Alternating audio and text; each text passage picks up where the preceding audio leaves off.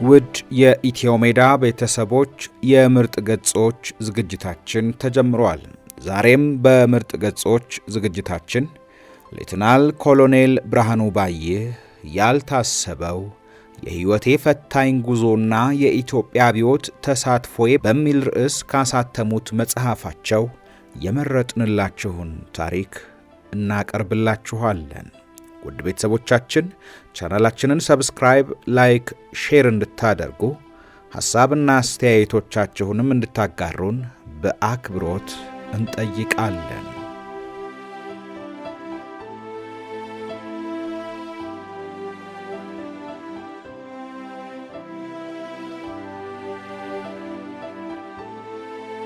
ክፍል 6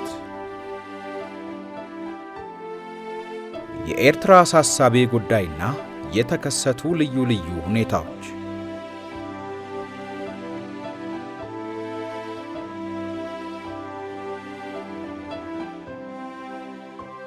ቀደም ብሎ በአንድ ወቅት ከተገንጣዮች ጋር ግንኙነት እንዲያደርግ የተመደበውና በሻለቃ ሲሳይ የሚመራው ቡድን አባላት አቶ ኃይሌ ፊዳና ሻለቃ ነጋሽ ከአስመራ ተመልሰው ለኮሚቴ ሊቃነ መናብርት ስብሰባ ሪፖርት አቀረቡ።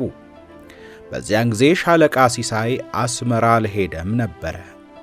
በዘገባቸው በተገንጣይ ቡድኖች መካከል የሃይማኖትና የርዕዮተ ዓለም ልዩነት፣ የመሪዎቻቸው የሥልጣን ሽኩቻ መኖሩ፣ አለመተማመን መስፈኑ፣ በተለይም ጀብሃ ሻዕቢያ ከመንግሥት ጋር ተባብሮ ያጠፋኛል የሚል ስጋት ማሳደሩና ሻዕቢያ ደግሞ ጀብሃ ከአረቦች ጋር ሆኖ ያጠፋኛል ብሎ መስጋቱን ገለጹ።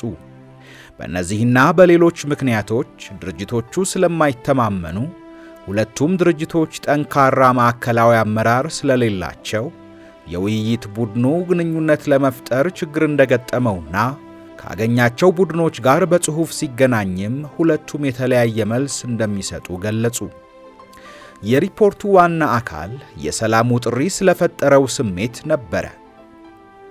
ይህንን በሚመለከት ጀብሃ የሰላም ጥሪውን እንዳልተቀበለውና ለማደናቀፍ እንደሚሞክር፣ በዚሁ መሠረት ግጭት እየበዛ እንደሆነ፣ ሻዕቢያ ግን የሰላም ፖሊሲውን በመሠረቱ የተቀበለው እንደሚመስል፣ በቅርቡ በከረን መንገድ ስለደረሰው ግጭትም ፈልገው ሳይሆን ጦሩ በስፋት እያሰሰ በድንገት በላያቸው ላይ ስለመጣ ለመከላከል ያደረጉት ብቻ እንደነበረ መሆኑን በመልእክተኛ በኩል እንደገለጡ፣ በሕዝቡ በኩል ግማሹ ጥርጣሬ እንዳደረበት፣ ሌላው ግን የውስጥ አስተዳደር ከተሰጠ ሌላ የሚፈልገው ነገር እንደሌለ እንደሚናገር ገለጡ።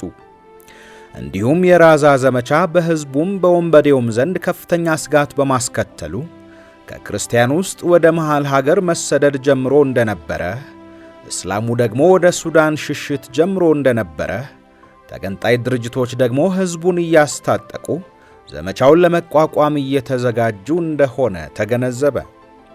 የሰላም ፖሊሲ ከወጣ በኋላ ቀድሞ በ1967 ዓመተ ምህረት ላይ ተቋቁሞ የነበረው የሰላም ጉባኤ ቡድንም ለብዙ ጊዜ ተስፋ በመቁረጥ እንቅስቃሴ ሳያደርግ ቆይቶ አሁን በሁኔታው ተበረታቶ እንቅስቃሴ በማድረግ ከሁለቱም ድርጅቶች ጋር ግንኙነት አድርጓል። ሻለቃ ሲሳይ በተገደለ በሦስተኛው ቀን እሱ ይመራ የነበረውን የኤርትራ የሰላም ውይይት ቡድን እኔ እንድመራው ተወሰነ። ቀጥሎም ሐምሌ 9 ቀን 1968 ዓመተ ምህረት የኮሚቴው ሊቀመንበሮች ተሰባስበን እኔ በሻለቃ ሲሳይ ምትክ የፖለቲካና የውጭ ጉዳይ ኮሚቴ ሊቀመንበር እንድሆን ተወሰነ። ከዚያም ውሳኔያችን ለደርግ ጠቅላላ ስብሰባ ቀርቦ ጸደቀ። ከዚያ በኋላ እንደተለመደው አስደንጋጭ ሪፖርት ቀረበ። ሪፖርቱን ያቀረበው ሻለቃ መንግስቱ ነበረ። ትናንት ጥቂቶቻችን በሰንዳፋ በሴሚናር ላይ ያሉትን የፖሊስ መኮንኖች ለማነጋገር ሄደን ነበር። ጥሩ ውይይት አድርገን ስንመለስ ከመንገድ መኪና ጠብቆን ወደ ቤታችሁ አትሂዱ፣ ወደ ደርግ ጽሕፈት ቤት ነው የሚል መልእክት ደረሰን። የመሸ ቢሆንም የደረሰውን ሁኔታ ለማወቅ ወደዚያው መጣንና ብዙዎቻችን እዚሁ ነው ያደርነው ማለት ይቻላል። ከእኩለ ሌሊት በኋላ ነው ወደ 8 ሰዓት ሌሊት የሄድ ነው። አየር ወለድ ሸፍቷል። ደብረ ዘይት ያለው አንድ ቀሪ ሻምበል ሸፍቶ አየር ኃይሎችን ሲኒማ ቤት እንዳሉ ከቦ ደርግን እናወርዳለን፣ ተባበሩን ሲሏቸው ስላልተባበሯቸው ባትወዱ በግድ እናስተባብራችኋለን በማለት እዚያው ሲኒማ ቤት ውስጥ ከበዋቸው ከዚያ ወንብደዋል። ዓላማቸው በድንገት አንድ የአየር ወለድ የሻምበል ጦር እዚያው ገስግሶ መጥቶ አደጋ እንዲጥልብን ነበር። ጅሎች ናቸው። ትንሽ ሽብር ይፈጥሩ እንደሆን እንጂ እንዴት ይሳካልናል ብለው አሰቡ። ብቻ አንድ ጊዜ አደጋ አድርሰን ተባበሩን ካልን ሌላው ሁሉ ጦር ይተባበረናል በሚል እምነት ነበር። አየር ኃይል ስላልተቀበላቸው እቅዳቸው ከመጀመሪያው ከሸፈ። ሌሊቱን ታንከኛ ከናዝሬት ተነቃንቆ የአየር ኃይሉን አውሮፕላኖች እንዲጠብቅ ተደርጓል። ነበልባልና ፈጥኖ ደራሽ ደግሞ አየር ወለዱን ከቧል። አብዛኛው የአየር ወለድ ጦር ተራራው ላይ ወጥቶ ምሽግ ቆፍሯል። ጋራው ላይ ያለው ጦር እንዲደመሰስ ታዞ አንዳንዶቹ እጃቸውን ሰጥተዋል። ሌላው በየጫካው ተበታትኗል። አሁንም በመንጠባጠብ እጅ እየሰጡ ናቸው። ጉዳዩ ኤርትራ ካለው የአየር ወለድ ጦር ጋርም ግንኙነት አለው። ኤርትራ ያለው ጦር ከሶስት ተከፍሏል። እንበተን የሚል አለ። ብቻችንን ምን እናደርጋለን የሚሉ አሉ። ጭራሽ ረብሻውን የሚቃወሙ አሉ። ስለዚህ አሁን ካምፕ ውስጥ ናቸው። ቢያምፁ በቂ ኃይል አለን፣ ይመታሉ። ደብረ ዘይት 2 ወታደሮች ከኮረብታው ላይ ሲያዙ ብዙ ብር ተገኝቶባቸዋል። ብዙ ባለ 100 ብር ኖት ታስሮ ተገኝቷል። በመላ ሀገሪቱ 16 ሚሊዮን ብር ተበትኗል። ስለዚህ የውጭ ኃይል እንዳለበት ግልጽ ነው። አይናችንን ከፈት አድርገን ዙሪያ ገባውን መቃኘት ያስፈልጋል። እዚህ እየዋሉ መግባት ብቻ ዋጋ የለውም። እዚሁ እንደተሰባሰብን ያዳፍኑናል። የነዚህም ሙከራ ይሄው ነው። መረጃችንም ይሄ እስኪሆን አንድ የሻምበል ጦር ከደብረ ዘይት ተነቃንቆ ሊያፍነን እስኪዘጋጅ ድረስ ምን ይሰራ እንደነበር አይገባንም። ጠዋት ሊያፍኑን ተዘጋጅተው ሌሊቱን ነው የሰማነው። እንዲያውም አየር ኃይል ሄደው ተባበሩን ባይሉና ባይቃወሟቸው ኖሮ ፈጽሞ አንሰማም ነበር። እኛ አገር ጤና ነው ብለን እዚህ ስንሰባሰብ ገስግሶ በላያችን ላይ ይወጣና እጃችንን ይዘን ነበር ማለት ነው። እና በጣም ነው የሚያሳዝነው። ሁላችንም ደህንነት መሆን አለብን፣ ማሽተት አለብን። ጠንካራ የደህንነት ተቋም ቢኖረን ኖሮ እኮ ነገሩ ገና ሲውጠነጠን ይደረስበትና ጠንሳሾቹ ብቻ ይያዙ ነበር። ያ ጦርም እንዲህ አይፈርስም ነበር አለ። ሐምሌ 10 ቀን 1968 ዓመተ ምህረት ኤርትራ ያለው የአየር ወለድ ጦር እንዳመፀ ተሰማ። የአመፁ ሁኔታም በጣም ድፍረት የተሞላበትና አሳሳቢ ነበረ። ነገሩ አሁን እዚህ ደረጃ ላይ ይድረስ እንጂ ብዙ የቆየ ሲሆን የቅሬታው መነሻ የመለየው ጉዳይ ነው። ደርግ ከተቋቋመ ጀምሮ ሻለቃ መንግስቱና አንዳንድ አባሎች በሰራዊቱ መካከል ያለው የአበልና የጥቅማ ጥቅሞች እንዲሁም የአለባበስ ልዩነት በአባላቱ መካከል ልዩነትና መናናቅ ፈጥሯልና መስተካከል አለበት የሚል ሐሳብ ይሰነዝሩ ነበረ። በእርግጥም በጥቅማ ጥቅሞችና በአበል ረገድ የአየር ኃይልና የባህር ኃይል የምግብ አበል፣ የቤት ኪራይ አበል ወይም ቤትና ሌሎች አበሎች ይሰጣቸዋል። ለምድር ጦር ሰራዊት በቂ ካልሆነ የምግብ እህልና ማጣፈጫ ወይም ራሽን በስተቀር ለልዩ ልዩ ሙያተኞች ከሚሰጣቸው የእጅ ወይም የሙያ አበል ሌላ የሚሰጥ አበል አልነበረም። ራሽንም ቢሆን ለባለ ሌላ ማዕረጎች እንጂ ለመኮንኖች አይሰጥም። ደሞዙም ከምድር ጦር የሌሎች 2 ኃይሎች የተሻለ ነበረ። በመሆኑም የምድር ጦር ባልደረቦች በዚህ ምክንያት ከፍተኛ ቅሬታ ነበራቸው። ቅሬታውም ወደ ጥላቻ መለወጡ አልቀረም። ይሁንና ይሄን ልዩነት ለማጥበብ ለምድር ጦር ባልደረቦች መሟላት የሚገባውን ምግብ ማሟላት ተገቢ እርምጃ በሆነ ነበረ። ነገር ግን ይሄንን ለማድረግ የመንግስት አቅም ስለማይፈቅድ ሻለቃ መንግስቱ ያተኮሩት በደንብ ልብሱ ላይ ብቻ ነበረ።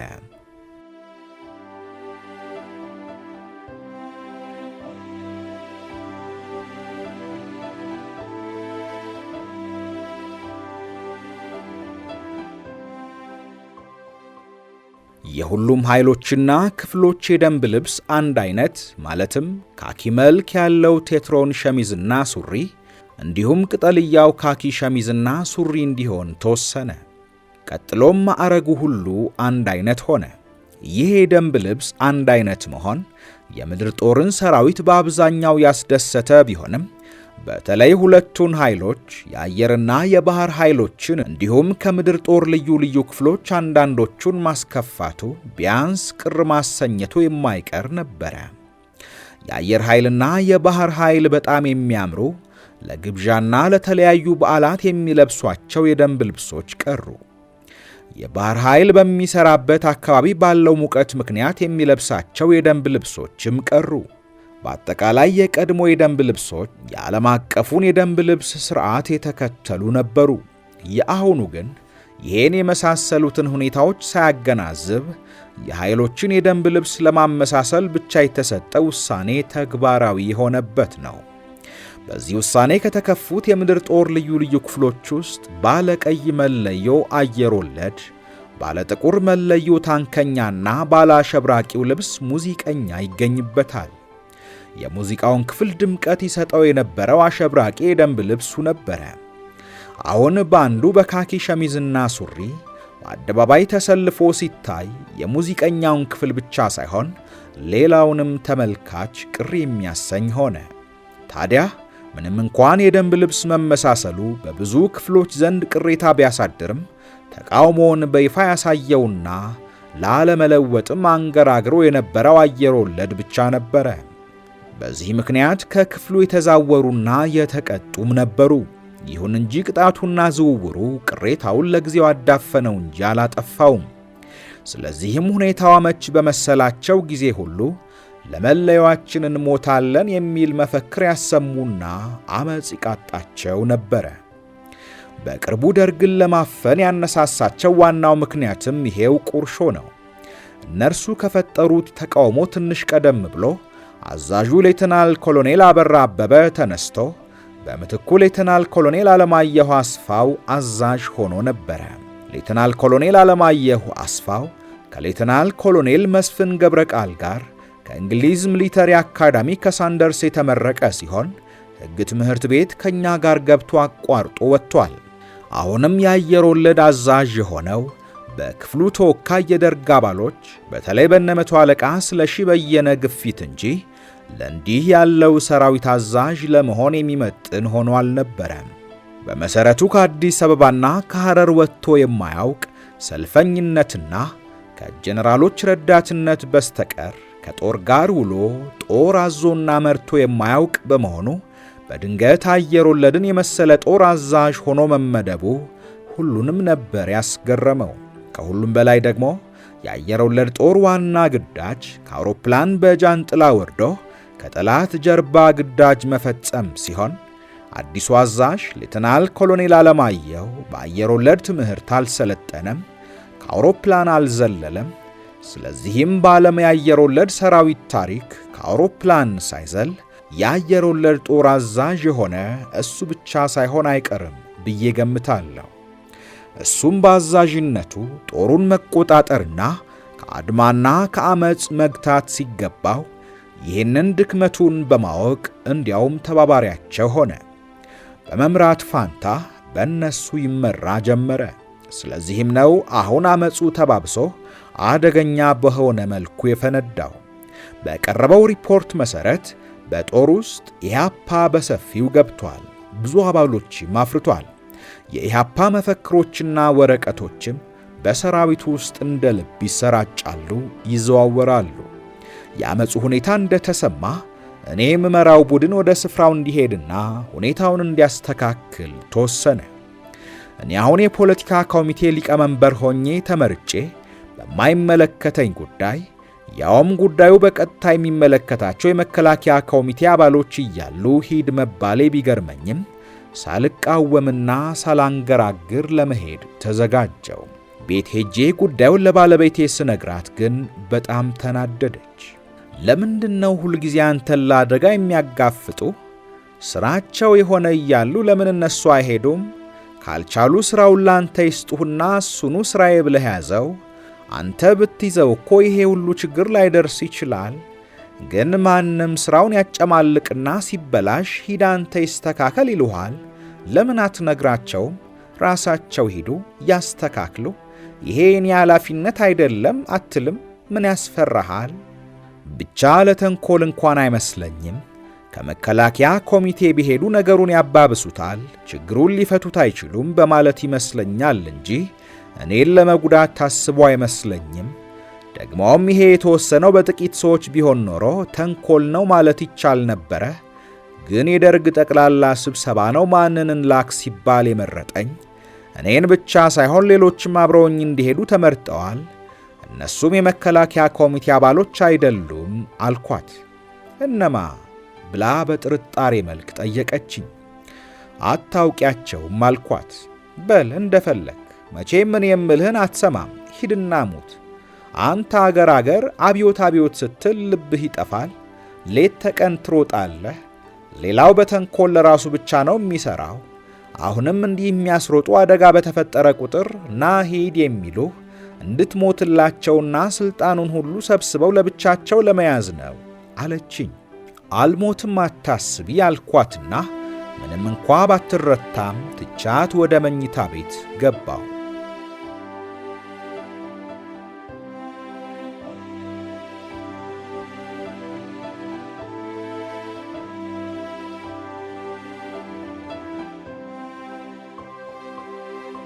በማግስቱ ጠዋት እኔና ከኔ ጋር የተመደቡት የደርግ አባሎች ወደ አስመራ ለመሄድ ቦሌ አውሮፕላን ማረፊያ ተገናኘን።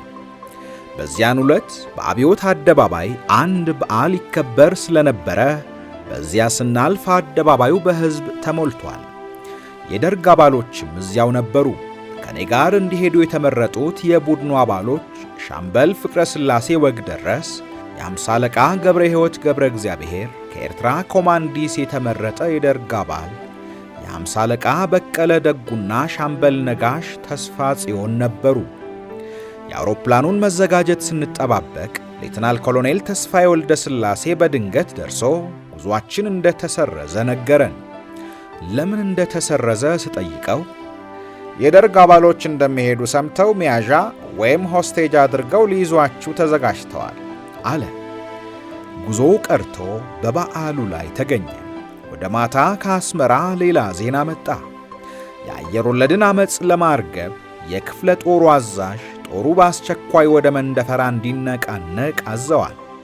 ጦሩ ከመነቃነቁ በፊት ደርግን የሚቃወሙና ኢያፓን የሚደግፉ በጨርቅ ላይ የተጻፉ ኢያፓ ፓርቲያችን ነው፣ ዲሞክራሲ ያለ ገደብ አሁኑኑ፣ ሕዝባዊ መንግሥት ይመስረት ወዘተ የሚሉ መፈክሮችና ቀይ ባንዲራ በመያዝ በአስመራ ሰላማዊ ሰልፍ ማድረጉንና ከዚያ በኋላ ወደ መንደፈራ መንቀሳቀሱን ክፍለ ጦሩ ሪፖርት አደረገ።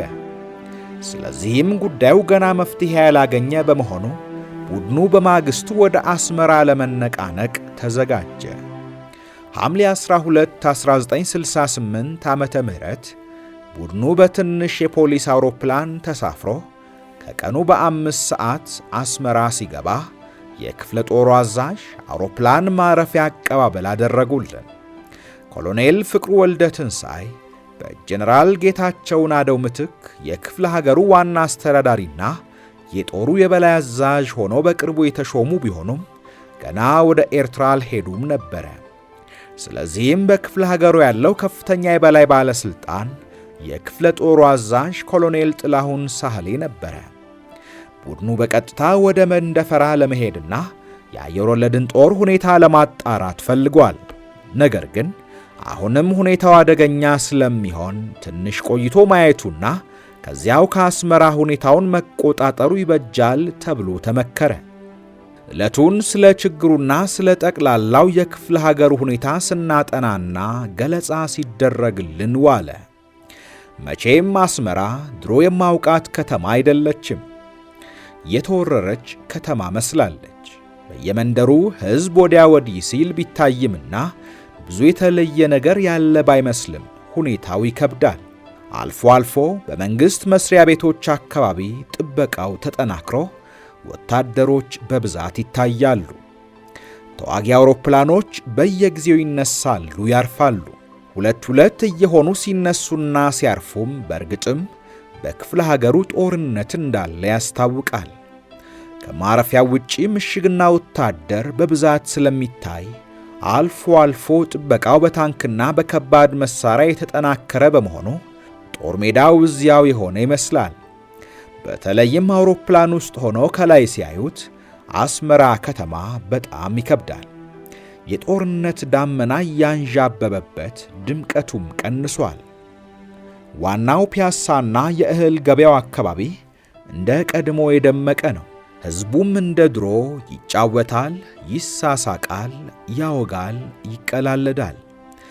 ግን ይሄ ሁሉ እውነተኛ ሳቅ፣ እውነተኛ መዝናናት ሆኖ አልታየህ አለኝ። ምን እንደጎደለ ይህ ነው ብዬ ላመላክት ባልችልም ከድሮ የጎደለ ነገር አለ። ሕዝቡ ብሶትና ጭንቀቱን አፍኖ ይዞ የሚስቀው የሚቀልደው ላይ ላዩን እንደሆነ ይሰማኛል። ስንቱ አንድነቱንና መንግሥትን እንደሚደግፍ፣ ስንቱ አንድነቱን ደግፎ መንግሥትን እንደሚጠላ፣ ስንቱ አንድነቱን ደግፎ ጦርነቱን እንደሚጠላ፣ ስንቱ ሁሉንም እንደሚጠላ አይታወቅም ነበረ። አንዳንድ ጊዜ አብዛኛው የኤርትራ ሕዝብ ጦርነቱንና መንግሥትን እንጂ አንድነትን እንደማይጠላ ሆኖ ይሰማኛል። አንዳንድ ጊዜ ደግሞ የተከዙ ወይም የተከፉ የሚመስሉ ሰዎች ሳይ ሁሉንም አንድነትንም ጭምር እንደሚጠላ እየመሰለኝ ደነግጣለሁ።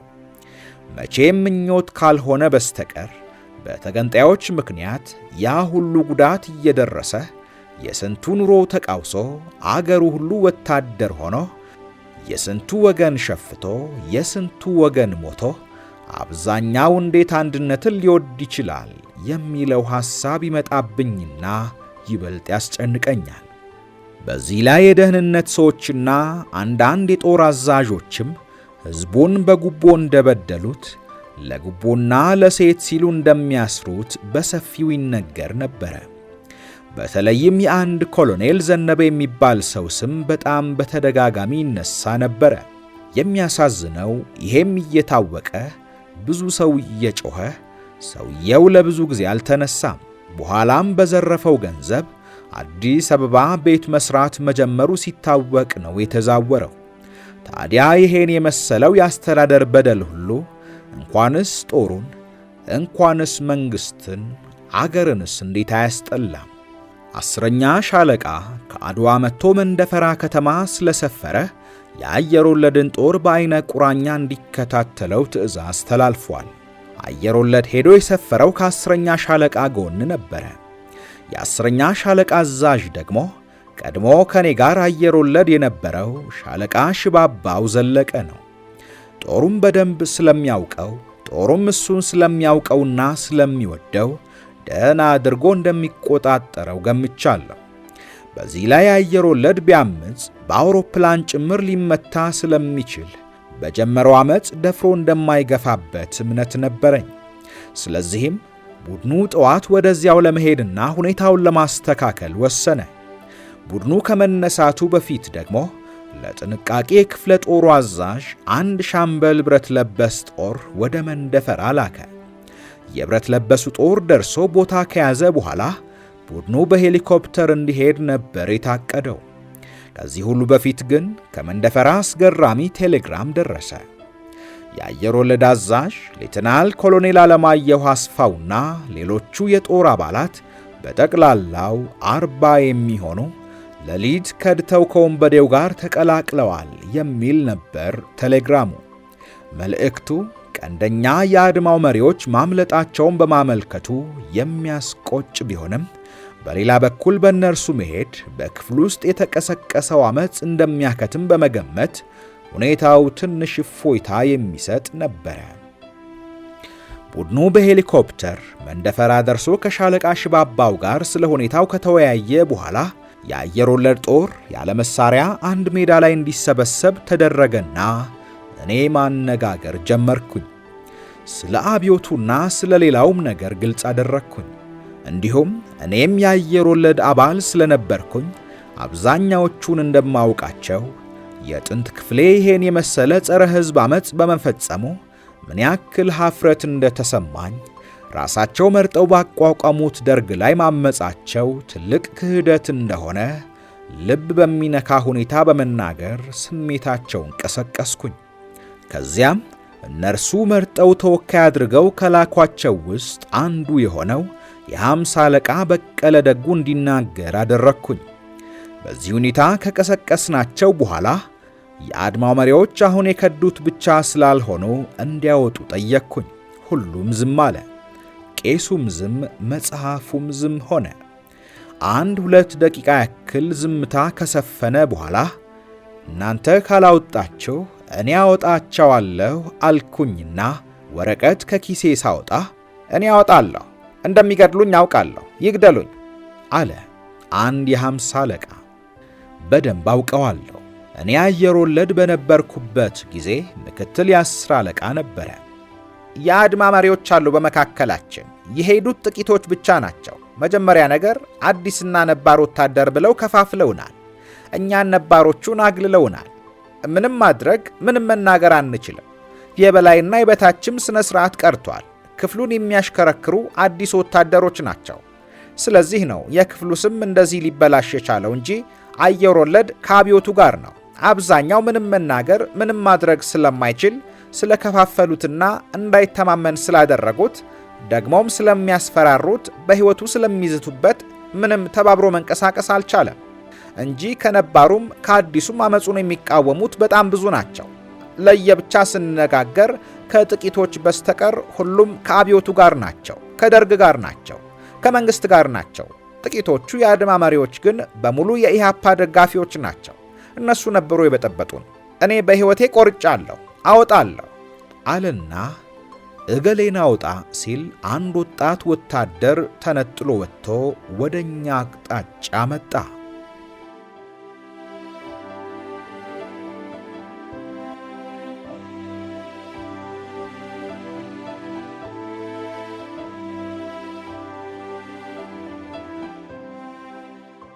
ወዲያው የ10ኛ ሻለቃ ወታደሮች ተረክበው ወደ ጎን ወሰዱት።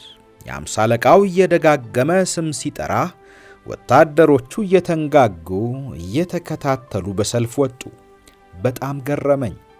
ያ ሁሉ በአመጹ አመራሩን አስጨንቆ የነበረው ወታደር ውጣ ሲባል አብዛኛው አንገቱን እያቀረቀረ፣ አንዳንዱ ግን አንገቱን ቀና አድርጎ የሚመጣበትን ለመቀበል የተዘጋጀ መሆኑን በሚያሳይ መልኩ እየተራመደ ሁሉም በሰላም እጃቸውን ሰጡ።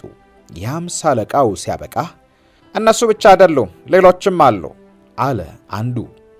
ሌላ ነባር የበታችሁምና እሱም ሌላ 3 ያክል ሰዎች አወጣ። ሌሎችም እንዲሁ 1-2 እያሉ ካወጡ በኋላ ከነባሮችም አሉ፣ አዲስ ወታደር ብቻ አይደለም ያደመው አለና አንድ ወጣት ወታደር የአዲሶችን ግማሽ የሚሆኑ ነባር ወታደሮች አወጣ።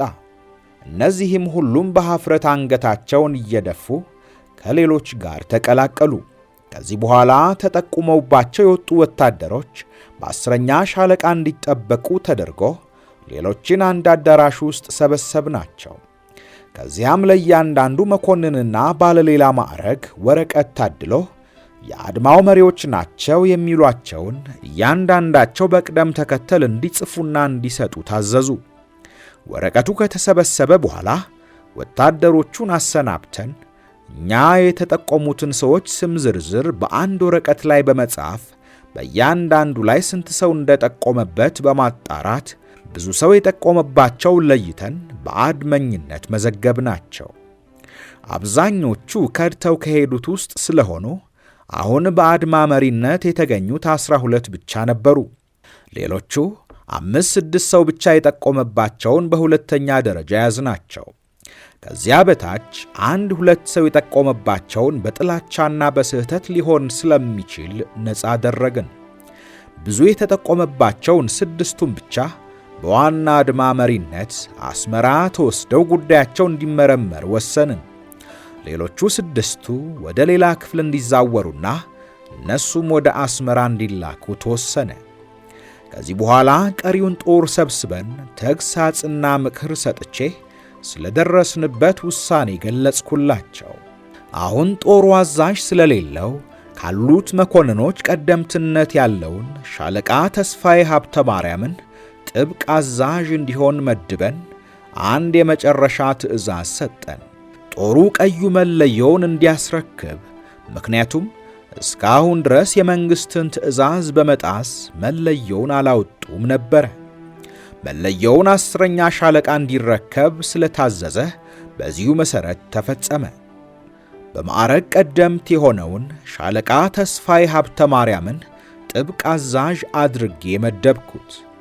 ሻለቃ ተስፋዬ ሀብተ ማርያም የአካዳሚ 4ኛ ኮርስ ምሩቅ ሲሆን በደንብ አውቀዋለሁ። በጣም ጎበዝ መኮንን ነበረ። በዚያ ላይ ስፔሻል ፎርስ ልዩ ኃይል የነበረና የተለየ ስልጠና ያገኘ መኮንን ነው። አሁን ለጥብቅ አዛዥነት የመረጥነውም በቀደምትነቱ ብቻ ሳይሆን በዚህ ችሎታውና ጉዳዩ ለማጣራት ወታደሮቹ በተሰበሰቡበት ጊዜም በደረሰው አሳፋሪ ሁኔታ በመቆጨት በድፍረት ባደረገው ንግግር ፍጹም ታማኝነቱን ስላረጋገጠልን ነው። በተረፈ አስቀድሞ በደረሰን መረጃ መሰረት አድማውን ደግፈዋል የተባሉ አንዳንድ መኮንኖችንም አሁን የጠቆሙባቸው ቁጥር አነስተኛ በመሆኑና ጦሩን ላለማራቆት ስንል አልነካናቸውም። ቡድኑ ሐምሌ 14 እና 15 ቀን እነዚህን ተግባሮች ካከናወነ በኋላ የተወሰኑ አባሎች ሁኔታውን እንዲከታተሉ እዚያው ትቼ ከሌሎቹ ጋር ሐምሌ 15 1968 ወደ አስመራ ተመለስኩኝ። መቼም የደርግ ቡድን በአንድ ስፍራ ከተገኘ በስፍራው ያሉት ባለስልጣኖች በየዕለቱ ስለ ሁኔታው ከማሳወቅ በተጨማሪ በዋና ዋና ጉዳዮች ላይም ውሳኔ እንዲሰጥላቸው ይጠይቃሉ፣ ያማክራሉ። ስለሆነም ቡድኑ ከሄደበት ተልእኮ ውጪ አንዳንድ ተግባሮችንም ማከናወን ነበረበት። በዚያን ዕለት ገና ከመንደፈራ ሳንነሳ ሰሞኑን በወንበዴ ተከቦ ለነበረው አዲኳላ ላለው ጦር ከመንደፈራ እርዳታ ልከውለት አላቆት ነበረ። በኋላ ግን አዲኳላ ያለው ጦር ለእርዳታ የሄደለትን ጦር ትቶን አይሄድም በማለት አስቸገረ።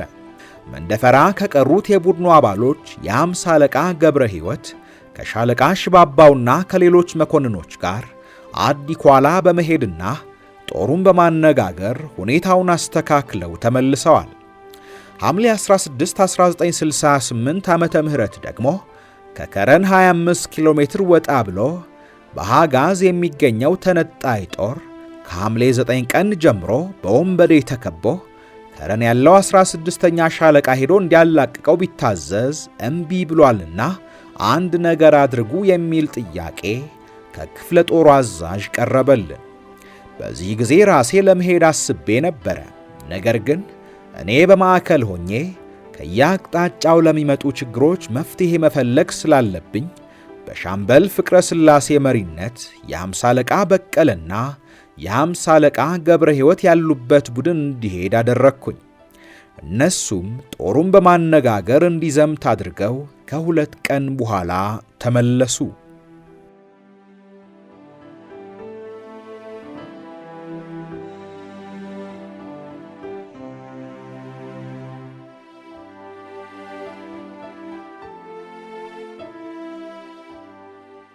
ውድ የኢትዮ ሜዳ ቤተሰቦች ከሌተናል ኮሎኔል ብርሃኑ ባይህ ያልታሰበው የሕይወቴ ፈታኝ ጉዞና የኢትዮጵያ አብዮት ተሳትፎ መጽሐፍ የመረጥንላችሁ የምርጥ ገጾች ዝግጅት የዛሬው አብቅቷል። በቀጣይ ከመጽሐፉ በሌላ ክፍል እንገናኛለን። ውድ ቤተሰቦቻችን ቻናላችንን ሰብስክራይብ፣ ላይክ፣ ሼር እንድታደርጉ ሐሳብና አስተያየቶቻችሁንም እንድታጋሩን በአክብሮት እንጠይቃለን።